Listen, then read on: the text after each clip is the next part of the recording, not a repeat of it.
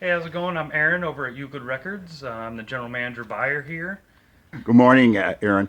Could you tell us for 2022, what are the top three groups or artists you've seen at Euclid Records? Yeah, surprisingly, maybe not surprisingly, Fleetwood Mac Rumors. I have to restock this every week, multiple copies. This thing sells like crazy.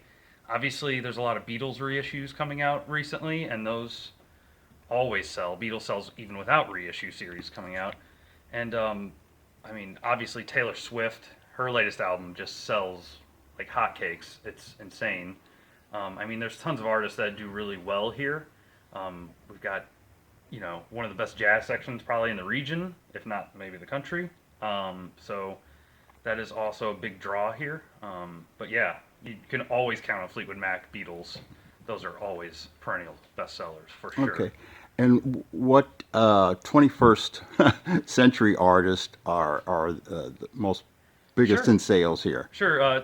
Like I mentioned, Taylor Swift does really well. There's a newish artist called Big Thief that does pretty well for us. Japanese Breakfast. Angel Olsen does pretty well for us. Yeah, those are kind of like what does pretty decent. Jason Isbell, stuff like that. Kind of a little more Americana leaning. Brandy Carlisle, stuff like that. So. Okay, great. And which format seems to be the most popular among vinyl, CDs, Yeah, or? here at least in this store, vinyl is rising consistently.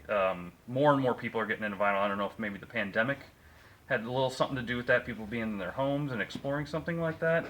Um, in general, we hear often that CDs are on the rise, and some artists do sell really well on CD, but that is less of a thing here. It's definitely vinyl heavy for sure.